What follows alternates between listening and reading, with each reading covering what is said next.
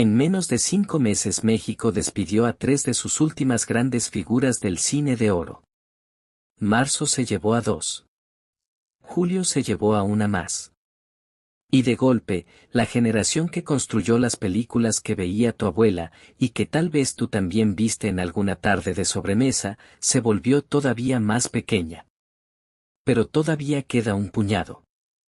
Actrices y actores que hoy, mientras ves este video, siguen vivos en algún rincón de México, cargando casi un siglo de historia sobre los hombros. Uno de ellos ha vivido los 23 mundiales de fútbol que se han jugado en la historia.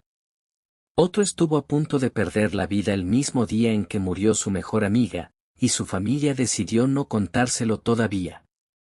Hoy te vamos a contar quiénes son, qué construyeron y qué tan frágil es el hilo que los sigue uniendo a nosotros. Empecemos por quienes ya no llegaron a ver este video. Número 1.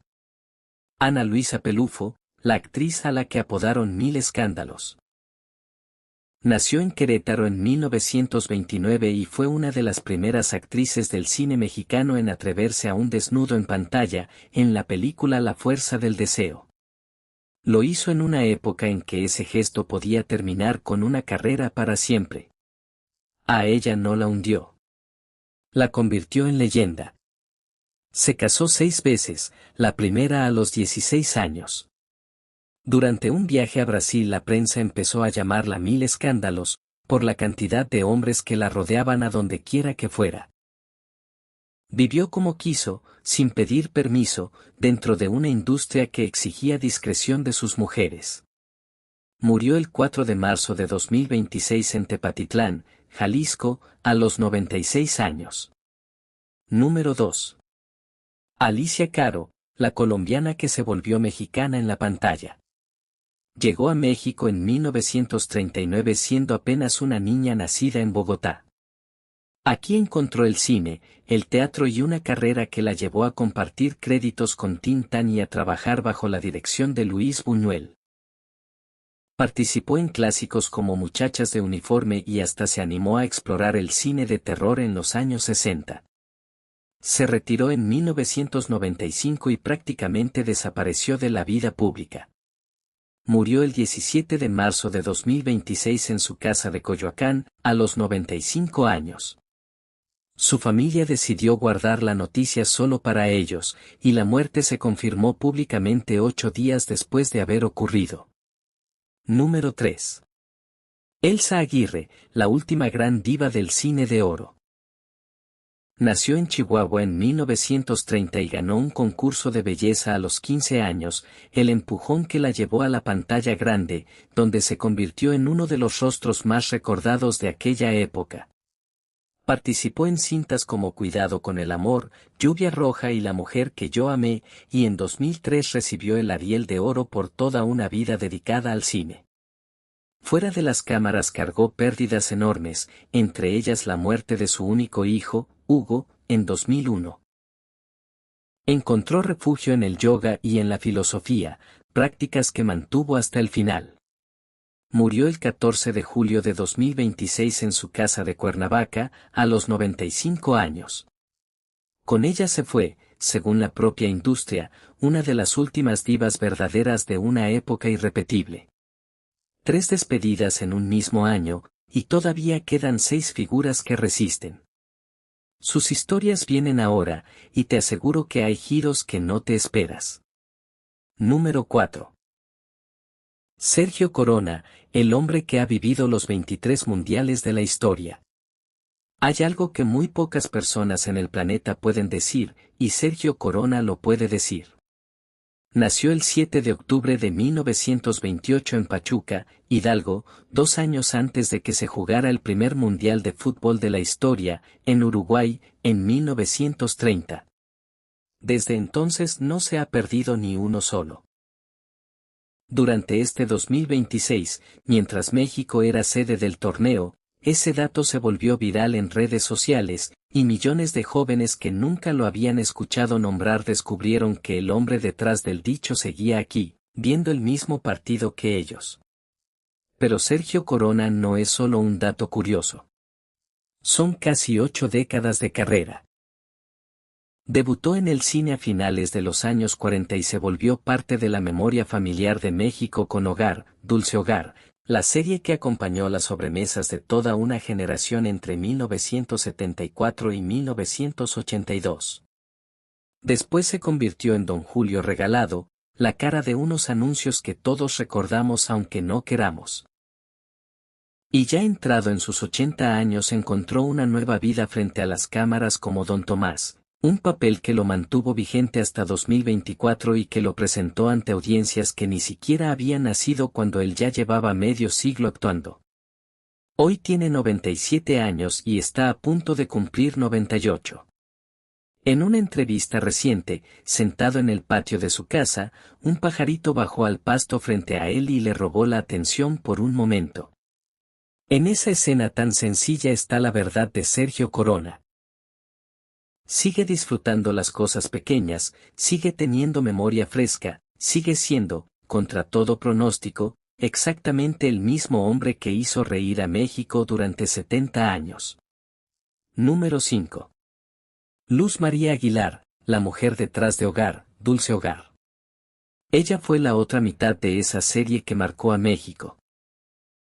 Nació el 26 de marzo de 1935 en Chihuahua y empezó su carrera en la década de 1950, cuando el cine mexicano todavía se filmaba en blanco y negro y las salas se llenaban para ver a las nuevas estrellas.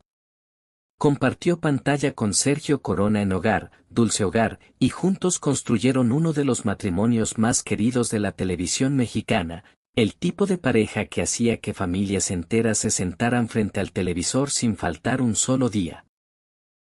Después llegó La criada bien criada, donde le dio vida a Inocencia y se ganó un lugar permanente en la memoria popular. Con los años siguió trabajando en telenovelas como Corazón Salvaje y La fea más bella, demostrando algo que muy pocos logran, seguir vigente década tras década sin desaparecer del todo. Hoy tiene 91 años y sigue siendo, para quienes la recuerdan, el rostro de una época en la que la televisión mexicana todavía se sentía como una extensión de la familia. Número 6. María Victoria, la Sirena de México. Nació el 26 de febrero de 1927 en Guadalajara y empezó desde abajo, literalmente, en las carpas del Teatro Salón Margo, el que hoy conocemos como el Teatro Blanquita. De ahí subió hasta compartir créditos con Joaquín Pardavé, Jorge Negrete, Agustín Lara y Pedro Infante, los nombres más grandes que ha dado el cine mexicano. Le decían la Sirena de México por su figura y por una voz que la llevó a grabar más de 100 discos, además de actuar en 38 películas. Se volvió inolvidable con su papel en La criada bien criada, y su carrera atravesó géneros que pocas actrices de su generación se atrevieron a tocar: cine, comedia, música y vodevil. Hoy, con casi 99 años, es considerada por muchos especialistas y colegas de su propia generación como la actriz de mayor edad que sigue con vida de aquella época irrepetible. Cuando murió Silvia Pinal en 2024, miles de personas coincidieron en algo en redes sociales. La última que queda es María Victoria, y todavía se ve fantástica. Antes de seguir con los últimos 3 nombres, si estas historias te están regresando a esas tardes frente al televisor, regálanos un like para que lleguen a más personas que también las recuerdan. Número 7. Irma Dorantes, la última esposa de Pedro Infante. Nació el 21 de diciembre de 1934 en Mérida, Yucatán. Tenía apenas 13 años cuando debutó en el cine, en Los Tres Huastecos, interpretando a una niña a la que un sacerdote regañaba por pintarse los labios. Ese sacerdote era Pedro Infante.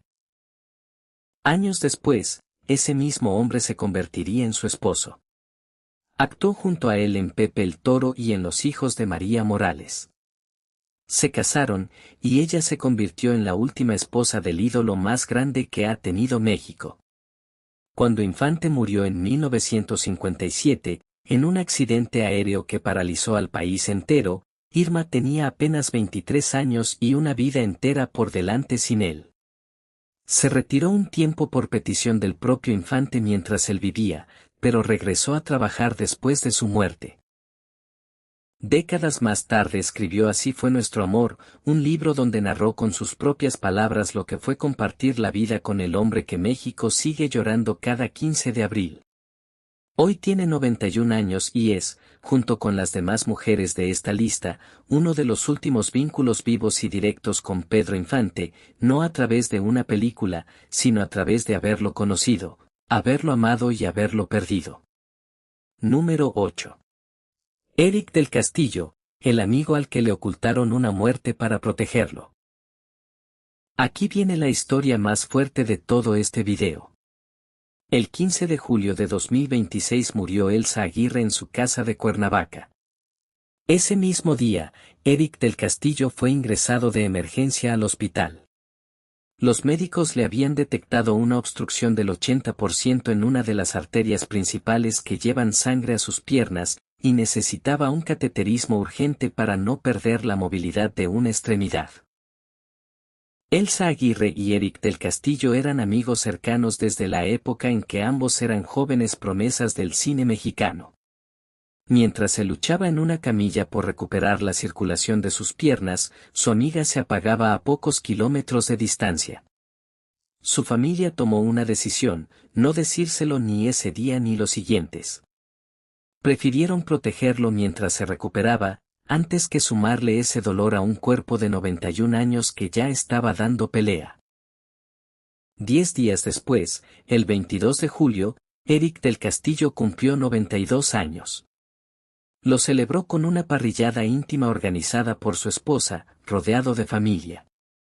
Padre de Kate del Castillo y con más de 300 créditos en cine y televisión, Éric ha enfrentado en los últimos años una lista de batallas que parecería inventada si no fuera real: cáncer de próstata, que superó, degeneración macular, que le está robando la visión poco a poco, y ahora una arteria casi completamente bloqueada.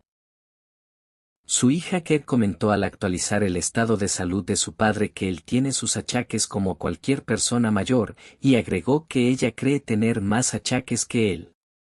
Sigue vivo, sigue de pie, y quizás todavía no sabe, o tal vez para cuando veas este video ya lo sepa, que su amiga se adelantó el mismo día en que él estuvo más cerca que nunca de seguirla. Quédate hasta el final, porque la última historia de esta lista tiene una conexión con Luis Buñuel que muy pocos conocen. Número 9. Rosita Arenas, la venezolana que conquistó el cine de oro. Nació el 19 de agosto de 1933 en Caracas, Venezuela. Su padre era actor y la llevaba a los sets desde niña, así que el cine nunca fue un sueño lejano para ella, era el aire que se respiraba en su casa. Llegó a México siendo pequeña y a los 17 años fue coronada reina de la primavera de la Ciudad de México, el trampolín que la llevó directo a la pantalla grande. En 1953 protagonizó El Bruto, dirigida por Luis Buñuel. Cuenta la leyenda que el director, exigente hasta el extremo, no la quería para el papel porque la veía demasiado fina, demasiado bien vestida para un personaje pobre. Ella se lavó la cara, se llenó el cabello de grasa, se puso medias rotas y un rebozo y se presentó así frente a él. Buñuel la vio, y aunque todavía dudó, terminó dándole el papel. Se ganó a uno de los directores más difíciles del cine mundial siendo apenas una veinteañera. Trabajó junto a Pedro Infante, Cantinflas y Luis Aguilar, y protagonizó La Maldición de la Llorona en 1963. Se casó, entre otros, con el actor Abel Salazar, con quien tuvo 2 hijas.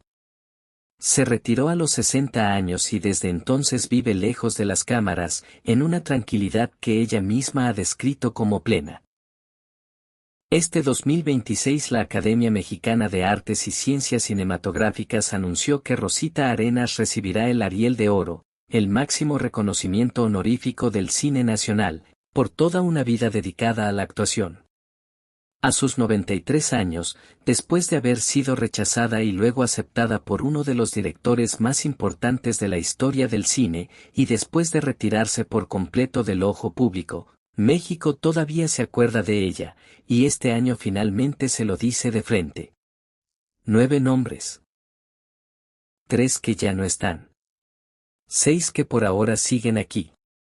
Lo que une a estas 9 figuras no es solo el cine que hicieron, es que todas construyeron algo cuando la industria mexicana todavía se sentía como una familia grande, ruidosa y llena de talento. Hoy esa industria casi no se acuerda de ellos. Los homenajes casi siempre llegan tarde, después de que se van, cuando ya no pueden escucharlos. Por eso este video no es una despedida, es lo contrario. Es la oportunidad de decirles, mientras todavía pueden leerlo o mientras alguien todavía puede contárselos, que México no los olvidó. Que un pajarito en un patio, una arteria que casi falla, un Ariel de oro que llega 70 años tarde pero llega, todo eso todavía importa, porque ellos todavía están aquí para vivirlo. No sabemos cuándo esta lista se hará más corta. Por eso, si te gustó este recorrido por 9 historias que casi nadie recuerda, dale like a este video. Suscríbete al canal y activa la campanita para no perderte los próximos videos de lo oculto tras la pantalla. Y cuéntanos en los comentarios cuál de estas historias te dejó más impactado, o si tienes un recuerdo de alguno de ellos en una película, una serie o una tarde en casa de tu abuela. Nos vemos en el próximo video.